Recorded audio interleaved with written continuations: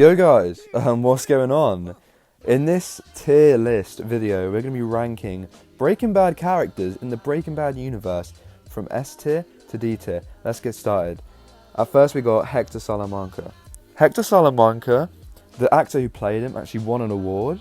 I can't remember what award he won, but he won an award, and the guy hardly says anything, and that tells you already what sort of caliber we're looking at here of an actor and a character as well. I mean, the rich history that goes back into Better Call Saul as well, and just the fact that he took his own life to kill one of the most dangerous villains on TV. I'd say Hector Salamanca is probably a solid beater. Next, we've got Tuco. This man ruled Season 1 and early Season 2. Obviously, I think Season 2, Episode 1 is when he was killed off. Quite an early episode in a season to kill him off. I thought he was going to, first time watching, I thought he was going to dominate Season 2 and be the Gus of Season 2, but never mind. Absolutely amazing. It was the first thing we've ever seen in Breaking Bad that can be called a psychopath, and I think that is very, very, very, meaningful in itself. I mean, that first scene in Season 1, Episode 7, it's Crazy Handful of Nothing, when he's snorting the meth off the knife, and this guy was we knew that as soon as we saw him. This guy was a psychopath, and he terrified me when I first watched him. So I'm going to put Hector Salamanca in the A tier. Next, you know what? I've seen a lot of these tier list videos, and they don't rank. It's the Salamanca twins, and they don't rank them highly at all. But these guys absolutely scared the shit out of me more than more than Tuco Salamanca could ever. So for that reason, they're going in the S tier. These guys terrified me. They're literal psychopaths. They kill without any remorse. They kill civilians. I mean, did you see in the Hank shootout where they just shot some random old woman? I mean, it was crazy. Yeah, these guys are S tier. Who have we got here? Gomi, a character that I was very, very, very sad to see die in Ozymandias. But yeah, I mean, look. Gomi, he's an amazing side character, amazing support to Hank. He represents normality. So yeah, I'm going to put him in B tier. Next, we've got I don't know his name. It's the chief of. This guy's a bit of a dick. He doesn't listen to Hank at first, which really pissed me off while I was watching the show, because I thought he'd know better than Hank being the chief. But yeah, this guy, a bit mad. I'm going to put him in the C tier. Not really, it doesn't really add anything much. This guy, I don't know. I don't know this guy.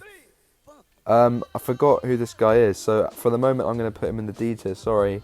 I'm a Breaking Bad fan. I just forgot who it was. Next, we got Gretchen. Gretchen is an absolute dickhead.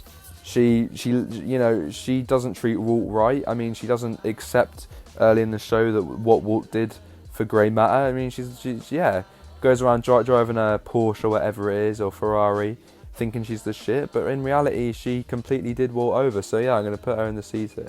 She's a decent character to watch, decent plot, but again, she's just a bit of a dickhead. Likewise, talking about dickheads, we've got Elliot Schwartz.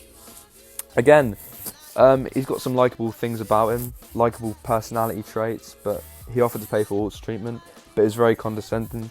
I think, he goes along the same lines as I think I'm going to put him higher, because I think he actually would give Walt's money to the children. I think Gretchen probably wouldn't want to do that. Next, we've got Ted Beneke. What a guy.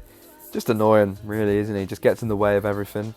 Has an affair with Skylar, which I don't think anyone liked. Just a bit of a prick, really. I mean, obviously, I did feel bad for him when he got in the coma. Was it coma? Something happened to him from his head, but that was his own fault, and he dodged tax. So yeah, again, I'm going to put him in the C tier. Just decent. Next we got Walt. Whoa! This is it. Well, you could say that Walt represents and conveys almost every cinematic theme out there: love, greed, power, everything you could think of. Walt, elucidates it in some way in the show, and for that he's got to go in an S tier. You can make a whole video about Walt, obviously. Next we've got I forgot his name, but he's a famous comedian, Bill Burr. His character, it was funny. He's just a side character, B tier, nothing too special. Next we've got her. She really annoyed me. She's going D tier. Next we've got Bogdan. Bogdan, you know, he redeemed himself when Skylar bought the car wash, because he had, you know, he said he had that big talk about having to be a good boss and a good leader, which I really enjoyed. I liked that speech, it was very good.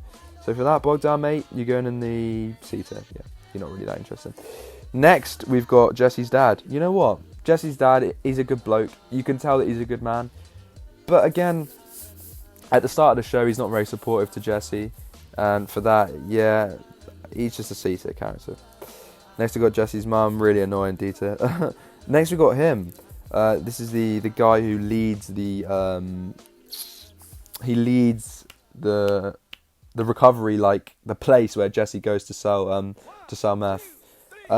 Yeah, I mean, he killed his own daughter, so for that, I'm gonna have to put him in the D-tier. But he had some decent moments.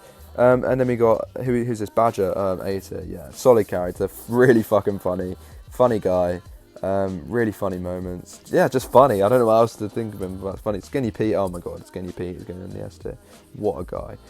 Jane's an interesting one. Jane is an interesting one. I like Jane. I do.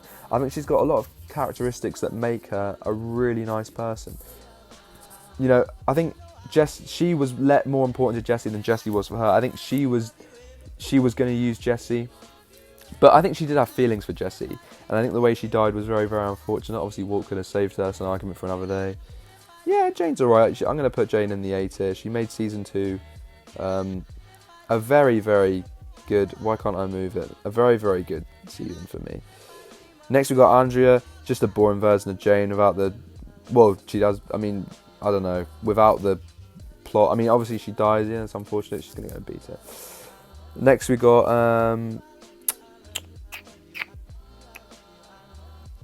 what's his name? Forgot his name. It went blank. But he gets killed. No, he doesn't. Yeah, he gets killed by the truck that Combo. No.